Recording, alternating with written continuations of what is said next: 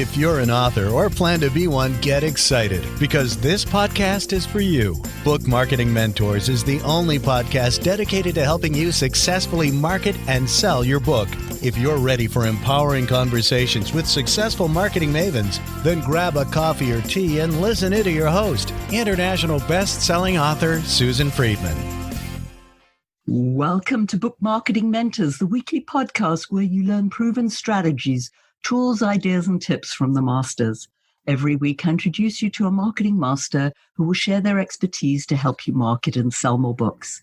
Today, my special guest is a social media expert, award-winning international speaker, TEDx speaker, trainer, podcaster, author, and business owner.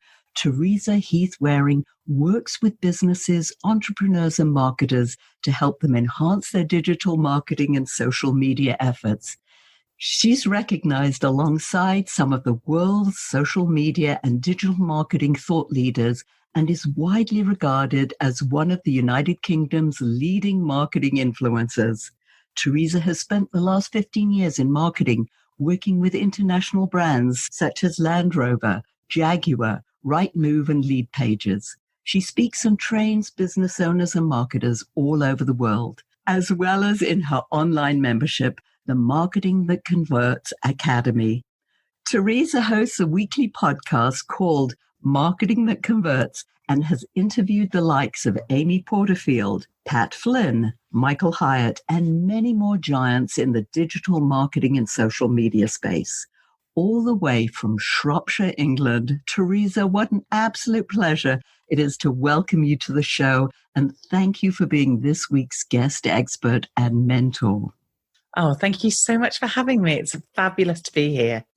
I love it when I interview fellow Brits. It just sort of makes me feel as if I'm back home again. Teresa, we're in a super fast technological world, and it is so easy for us to get confused and overwhelmed with what to do and how to do it. Let me ask you, oh, Sage One, what advice can you offer our listeners? I think the important thing is to stay focused on you and in your lane. I think what often happens in the digital marketing space is we see all these new technologies and these new things coming out in these new platforms. You know, someone asked me just the other day, am I going to go on TikTok soon? And it's like, do you know what? You can't do it all. And I think that's the problem. I think everybody thinks they should be doing everything. And the people they tend to look to or the people they tend to watch are doing everything. But you've got to remember they're not at the same position as you. And therefore, they've probably got a team around them. They've probably learned how to fit it all in over the years, but they didn't start that way. So my advice in terms of the overwhelm is stay small, pick one or two platforms that you know you like to do. Because if you like to go on Twitter or if you like Instagram, that's going to be a whole lot easier for you to do when using it for your business. And only do one or two platforms. Don't feel like you need to be on everything, but absolutely kill those two platforms. Be really, really good at them. Be really consistent on them and show up every day. But don't try and overstretch yourself with everything. And don't get swayed with the, oh gosh, I must suddenly now start doing this and I must do this. Stick with that kind of one or two things that you know you can do really, really well. And that's wonderful advice because, yes, stay small, stay focused in your lane, which to me, I understand as your niche market or your niche market, and knowing what your audience, where they go to, what platforms they use. I'm sure you get that all the time, that people say, you know, well, what platform shall I be on? And it's those two answers, really. Answer number one, you've got to enjoy doing it because otherwise it's going to be really difficult for you to be on that platform. And answer number two is your customers need to be there because if they're not there, again, it's going to be pointless you being on it. Your favorite platform might be TikTok, but if you're trying to target a more professional type audience, then the chances are that's not going to be right for you. Yes, because it's TikTok today and it's going to be something else tomorrow.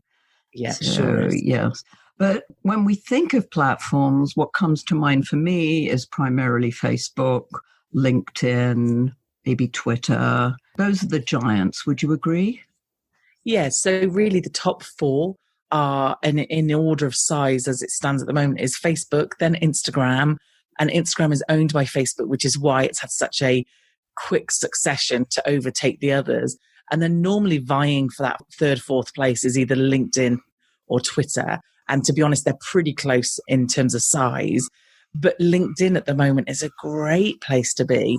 It's kind of giving you that amazing reach that you used to get on Facebook that you now don't get so well. So for me, if I was going to do them in order, Facebook is still the biggest, although organically it doesn't give you a whole lot. So unless you're advertising, it probably isn't going to be the one I would put all my time in. For me, it's things like Instagram, LinkedIn, and Twitter are perfect. One of the things you said earlier, in fact, you've said it a couple of times, is that you should enjoy the platform that you work on. What happens if you don't enjoy it? Oh man, it just makes your life a whole lot harder. And I get this a lot especially when I'm training perhaps people who didn't grow up with social media. Neither did I. But when you grow up with it or when you use it all the time, it becomes second nature. And it is almost like trying to teach people a foreign language. And often the problem I get is when I speak to someone or someone in the academy comes in, and I have this lovely lady who's, I would guess, is probably mid-50s, and she's coming in, she's trying to learn social media. And the problem is she just doesn't like it. She doesn't have her own social media. She doesn't do her own stuff. So trying to get her to really embrace it and do it is difficult, which is why I say try and find something you love. Because the one that people get the most stuck with is Twitter. Now, I love Twitter. I think it's a great platform. I really enjoy the engagement you can get on it. But if you just can't get to grips with it, then you're going to spend way too much time when actually you could just be posting pictures or doing something different on another platform and it feel much more easy to do. And therefore, there's less resistance. One of the things that I resist personally is the fact that I think it's such a time suck. And remembering to actually post on LinkedIn or Facebook or Twitter. I've never used Instagram, and some of my audience are going to go, oh no. But how do you get over this whole thinking that you've got to do it a certain time and you don't get too carried away with it? How would you answer that? Yeah, so basically, I think the key to this is you've got to be organized, and it takes time to be organized, and it takes a routine and you have to get into it. But basically, we now have it down to a T, and we have an agency side of the business. Well, it was much, much bigger a while back, and now we've focused on the more academy and online side of the business. But obviously doing social media for other people meant that we had to be super organized. Basically, for my own social media, I schedule pretty much everything. I obviously go on and do the natural conversations, and I go into the platform several times a day. And when I say several, for me, it's obviously a lot more than several. But let's say you're sat out there and you're listening to this. Really what you want to be doing is scheduling your posts. And obviously you're going to have organic stuff, i.e. stuff that just comes up and you think, wow, amazing sunset or brilliant event or whatever that you need to post. And that's fine, because that's when you're going to have something to say. But in the meantime, you need some things scheduled so that if you do get tied up in your day, if you do get busy or nothing happens, because sometimes we just sit at our desk all day and that's not a very exciting social media day, that you've always got something going out. And then what we do in the business is we literally put it in our diary at 8 a.m., 12 p.m., 4 p.m., maybe 7 p.m. to go and check these platforms. And that's when we will do the kind of interaction side. We try not to get distracted by the feed. We try not to get distracted by stuff. We go in, we check notifications, we reply to people, we comment on a couple of things, and then we come out again. When you enjoy it, it makes that easier too, because I tend to go into Instagram for fun anyway, and then I just happen to be doing my social media for my business. I think it's about scheduling, and it's about selecting some times in the day where you're going to do it. But literally 10 minutes, go in, check those things, come out again. Don't get distracted. Don't start scrolling through the feed. If you want to sit down in an evening with a glass of wine and do that, then great. That's the time to do it, but not when you're trying to do it for business. That begs the question, how often? I mean, you mentioned 3-4 times for you, but that's your business. If it was somebody who obviously it wasn't their business, how often would you say is a minimum and maybe a maximum? It's more about consistency. If you say you're going to be consistent I want to see that consistency, and the platform wants to see that consistency. If you can only show up, and when I say show up, I mean post. If you can only post, I don't know, every other day, then that's fine, as long as you're consistent every other day. I would say, though, if I was giving you a guide, I would say that ideally you want to be posting daily on Facebook, Instagram, and LinkedIn. And that's in the feed. So that's the kind of, you're putting a post up. Now, things like Twitter is so fast moving that, and when you said maximum, you couldn't really have a maximum on Twitter. I mean, not that someone humanly possible could do, but I probably do about 7 tweets a day. And that's just the scheduled stuff. That's not me going on and talking or responding, which obviously is also classed as tweets. But really, in terms of Twitter, you would struggle to hit a maximum on there, if I'm honest. Again, minimum, if you can only do 1 post a day, you can only do 1 post a day. But what you've got to realize is that obviously, in terms of getting any traction, it's going to be harder on something like Twitter. And then you've got stories. So Instagram stories are a great thing to do at the moment. It's a very popular. I tend to get a lot more eyes and interaction on my stories than I do on my posts that I put up on Instagram. But stories, again, they're kind of endless. If you can do 1 a day, brilliant. Some days I probably do 8 stories. Other days I do 1 or 2. Some days I don't do any, but I try and consistently post at least 3 or 4 a day. But that's the organic stuff. So that is literally me sat in my office doing something to camera, and you don't have to be on camera if you're sat there thinking, I don't want to do that. It could just be me going, have you checked out the new podcast episode this week? It's really good. I talk about this. Or it could be an image, or it could be something that I've taken a photo of. Really, in terms of posting, it's about the consistency. So don't overcommit yourself to say, I'm going to post 3 times a day on LinkedIn when you can't actually manage it. Yeah, probably once a day on all the main platforms is probably going to be okay. On LinkedIn, you could sort of miss out a weekend if you wanted to. You could just do it Monday to Friday. But ideally, it's about, if you schedule those posts, then it shouldn't feel like that's a huge amount. Instagram stories. Talk to us. Yes. What does a story consist of? On Instagram, there are 2 ways in which you can post, that you can put content out there. One is the feed. And that is, as you're looking at Instagram, that's the thing you scroll up or scroll down on. And it's the square pictures. And it's just someone's taken a picture, put some comments on it, taken a picture, put some comments on it. And that's the feed. The stories are at the top of the platform when you're looking at it. And they're people's pictures, their profile pictures, with a kind of multicolored circle around it. And what they are very short, 15-second clips of things. Now, my stories will be anything from me talking to camera, and then me showing you stuff, maybe an image that I've created to put there, maybe something I've taken a photo of. The other thing that's really good on stories is often if I do an event, because I speak a lot, people will tag me in the stories, and because they tag me, I can share it on my story. Your story is kind of your real life. It's kind of your, almost like micro blogging, like following you around and what you're doing on your day, or sort of the more unpolished version of Instagram, because the feed in Instagram should be aspirational, should be lifestyle-y, it's a very aspirational platform that people want to look at things that they think, oh yeah, I'd love that, or I want to live like that, or I want a house like that. Or so therefore the feed, the pictures that you're posting should be kind of the nice pictures. And then your stories tend to be a bit more real and a bit more authentic. Not that your posts aren't authentic, but authentic in the sense of, today I put a post up on my stories and my hair's straight back and I've got a hoodie on and I'm talking about the fact that I'm sat in the office today. So therefore I'm not all dressed up and looking ready to go type thing. How about tools? Are there certain tools that we could use that would make our life easier? Absolutely. And I think half the overwhelm comes that there are millions of them out there. Really, for me, it's about, I like simple things. I joke that I like a simple life as easy as possible, so I don't want to overcomplicate things. I use a scheduling tool, or have used a scheduling tool called Buffer, and that's the one I would say to start using. It's very simple, very straightforward. There's a free version, and then when you do pay, it's like $10 a month or $15 a month or something.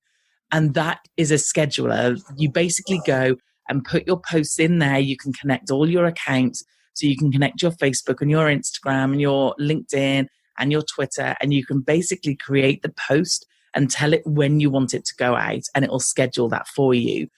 I now use a system called Agora Pulse, which is much more fancy, I suppose. It's a lot more money than Buffer, but I use Agora Pulse because it does some other really cool things and reporting, and you can schedule quite a lot of stuff over lots of different platforms. It just depends where you are, but if you're just getting started, then Buffer's a really, really good tool. If not, Agora Pulse is a really good one if you're ready to take the next step. And then the other tool that I talk about all the time and I love is Canva. One thing that obviously people need is when they're creating social media content is you're going to want some kind of video or image or something there with your post. For me, Canva is an amazing tool. There's a free version. There's a cheap paid version. The paid version just has a couple of extra facilities that the free version doesn't have, but you don't need to start with the paid. You can start with the free. It's amazing. And you can create lovely graphics to go on social media. There's lots of tools in terms of ideas on there as well. So if you're not creatively minded, then they can help you with that as well, because they give you lots of ideas and inspirations. Really, especially if you're getting started, those are my kind of go-to tools. Yes, I love Canva. It's brilliant. Something that I've used on a regular basis. So I agree with you. They really make it very easy, and they've got all the different templates for what you need. And yeah, it's a really great go-to tool. Teresa, how about mistakes that you see many of us make in the social media world? There are a few mistakes that people make, but really for me, the key one is that they are using social media as a way to shout at the world. They're seeing it as this is somewhere to advertise our wares and our products and our services, which it's not. Obviously, there is that element that you can use that, but really in truth, social media is a conversation. It's a conversation platform between you and your audience. And it should be somewhere where you're bringing your audience together and having that conversation with them. So not only do you put stuff out there that they might want to see, so add value, give them some value, but also speak to them and talk to them and comment on their stuff. Don't sort of make it look to them like you're literally just out for yourself. So the kind of interaction is really important. And then the other thing that kind of comes hand in hand in that, but another big mistake that people make, is that when people comment on your stuff, so if you're lucky enough that someone has seen it and gone to the effort of commenting on it or tagging you in something that is genuine, and then they don't do anything with it. And it's like someone is advertising you for free. Someone is appreciating you and what you do by telling the world on their social that you're brilliant. The least we can do is respond and comment and thank and have a conversation with them. Because what will happen is the more that people know you do that, the more they'll tag you in, the more they will talk to you, because they know that you're not just out there just to promote your own stuff. I think it's about thinking that there's a human on the other end of this communication, and what do they want to see, what do they want to hear, and what conversation you can have with them. I think that's very valuable. And I've heard that before, that people think that it's an opportunity to, look at me, I'm so great, I've got a book, I've got an Audible or whatever they have out there, and they're just talking about themselves rather than other people. And that's when you really gain more, say, brownie points. Yeah. And in truth, you find out about your audience. You find out really valuable stuff that can help you going forward. And you turn that audience into people who love what you do, and they're followers for life then. They will engage with all your stuff. They like all your stuff. They're going to become your biggest fans. So always have that conversation. Talk to us more about that, and how can we keep that going? Because let's say if we're going to post daily and we're having a conversation, or we want to find out more about our target audience, what would you recommend? How would you go about doing that? A couple of ways you can do it. So the first one you want to do, which is I suppose one of the easiest ways, is when you post, give them a reason to respond. Basically, the social media platforms you're on, all of them live and die on engagement. If you're not getting engagement, your stuff isn't being seen. So you want to encourage that engagement as much as possible. And one of the ways in which you can do that is giving them a reason to respond. It might be you're asking for their opinion. It might be you're asking them directly a question. It might be that you're saying, this is what I've done. How do you deal in this situation? Or what do you think of this? Basically, I always try and include some kind of way in which they can respond in every post I put out there, just so that you can get that conversation going. And then the other thing that you can do is you can go and find your audience. Now, this is much harder to do on Facebook because the platform just isn't built this way. But on Instagram and Twitter, which is why I love those two so much, I can actually go and find or search on a hashtag or search on a keyword of what my audience might be. Let's say I know that a lot of my audience are business owners that are maybe mums. If I looked, the term mumpreneur is massive on social media, so that would be a very big one to start with. So perhaps I wouldn't recommend that. Let's say I did look at that term, then I might want to have a look at people who are using that hashtag. And then I might want to go and comment on their things or share it or retweet it or have a conversation with them. So I'm actually going out and finding my audience using things like hashtags, using things like social media platforms or social media accounts that I know my audience would be interested in. For instance, I always use the wedding idea. So basically, if you're a wedding photographer, you might go and find someone who's a wedding florist and comment on their stuff or go and see who's following them, because the chances are, if the customer's interested in a florist, they're interested in a potential photographer. It's about going out and doing that physical outreach, which obviously takes a bit more work and time, but the very least you can do in your posts is ask people to respond and say, what do you think? Few things that you've mentioned. One of them I'd like to hone in more on is this whole idea of hashtags. How do you know what the right hashtag to use is? There's a few different ways you can do this. Think about what your customers are putting up as hashtags. If you have customers already, if you have followers already, go and look at their stuff. Go to their account, or they're on Instagram, or if they're doing it on Twitter, and see what words that they might be hashtagging. But basically what you're trying to do is you're trying to think of the words that describe your ideal customer.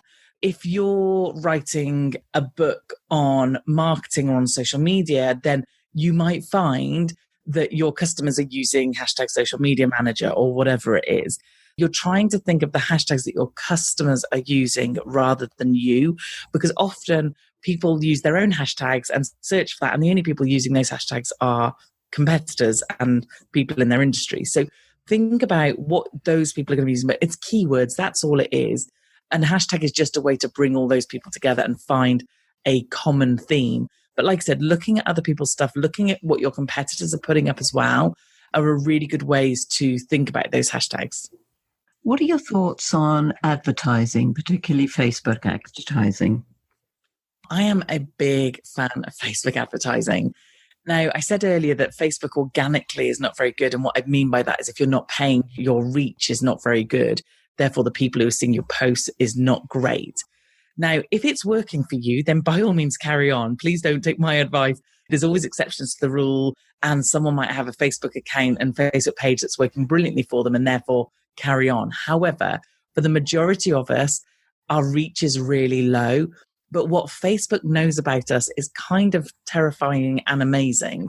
Therefore, if I do want to advertise, I can advertise to people who are my audience because they have such great criteria for searching for your audience. Therefore, you can find people who are interested in particular things, who like doing particular things. That's the one thing that's really good. The other thing that Facebook have got that's amazing is they have things like remarketing ads. You can actually put a bit of code on your website and then you can remarket back to people who visited your site. If someone's looking at your site, then you can basically send them an advert that then tries to encourage them to do something. Often where I see businesses going wrong using Facebook ads is they're basically asking a first date to marry them. What I mean by this is you're putting an advert out, you're putting it to a cold audience, these people don't know who you are, and you're basically saying, buy my stuff. The chances of someone seeing an advert on Facebook and immediately going to buy are slim to none. Then people think, or the person putting the ad out thinks, well, they don't work.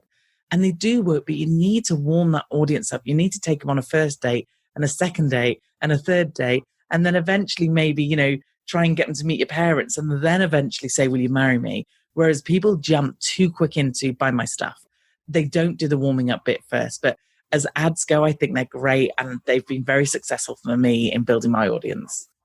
Fabulous. I know our listeners are probably chomping at the bit to find out more about how they can get in touch with you and learn more about what you have to offer. Go ahead, tell us.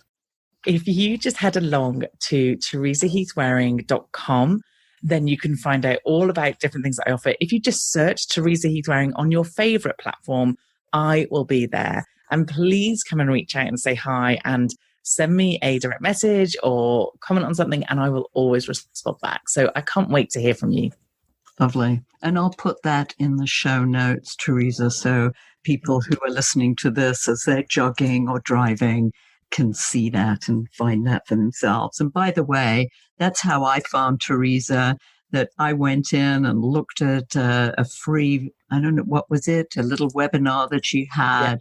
Yeah. And I was just blown away with just the simplicity and she just made sense. She does make sense to me. So anybody who makes sense, I'm like in awe of. So great. Thank you. And Teresa, if you were to leave our listeners with a golden nugget, what would that be? For me, it's about being brave and putting yourself out there.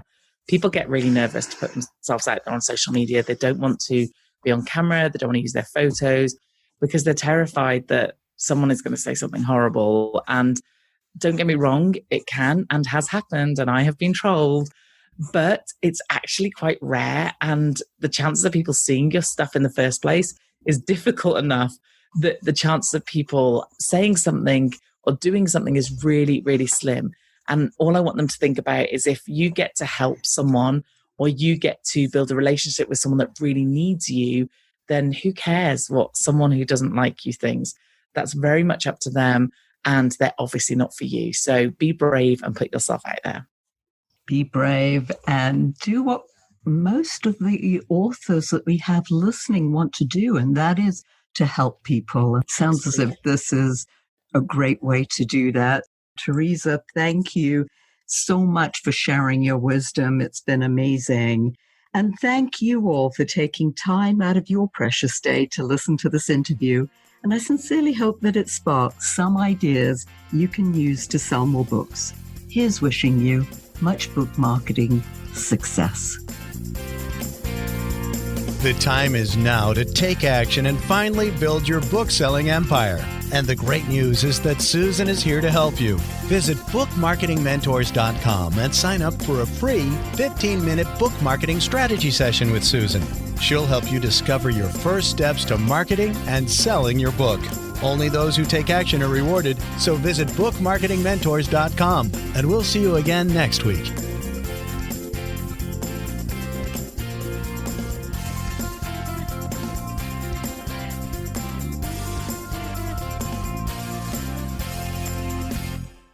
This podcast is a part of the C-Suite Radio Network. For more top business podcasts, visit c-suiteradio.com.